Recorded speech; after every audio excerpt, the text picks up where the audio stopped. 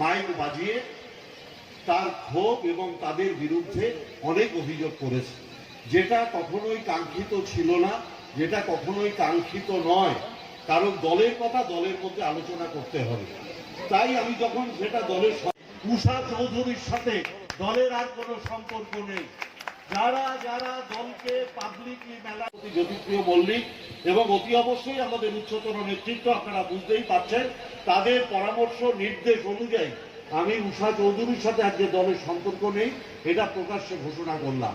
এখন আপনাদের সম্মানবাদী অকালে আমরা হারিয়েছি আমাদের প্রিয় বন্ধু কাজল সিনহাকে। আমি খর্দার মানুষকে কুর্নিশ জানাই যে আপনারা 28,000-এরও বেশি ভোটে আমার বন্ধু কাজল সিনহাকে জয়যুক্ত করেছেন। ওর খুব ইচ্ছা ছিল একবার বিধানসভায় দাঁড়ানোর, আমাকে শেয়ার করত, এবং ও যে অ্যাকচুয়ালি জননেতা, কোন সংকীর্ণতা ওকে স্পর্শ করতে পারেনি। খর্দার মানুষ প্রমাণ করে দিয়েছে কাজল সিনহা জননেতা।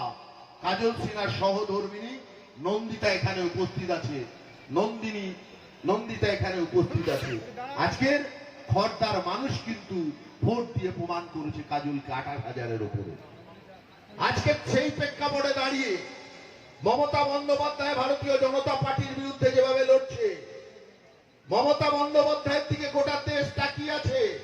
তাই আমি আপনাদেরকে বলবো, মমতা বন্দ্যোপাধ্যায় তার প্রথম দিনের তারা প্রত্যেকে যে সাহস দেখায়নি, সেই সাহস যিনি জুগিয়েছিলেন আজকের খর্দা বিধানসভার এই উপনির্বাচনের প্রার্থী মাননীয় শ্রী শোভনদেব চট্টোপাধ্যায়।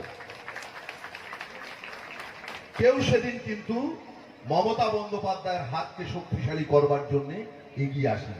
আজকে আমাদের আনন্দের বিষয় যে মমতা বন্দ্যোপাধ্যায়ের পরে শোভনদেব চট্টোপাধ্যায়কে দেখে বহু মানুষ, বহু প্রাজ্ঞ মানুষ ধাপে ধাপে পর্যায়ক্রমে তৃণমূল কংগ্রেসে যোগ দিয়েছে। আজ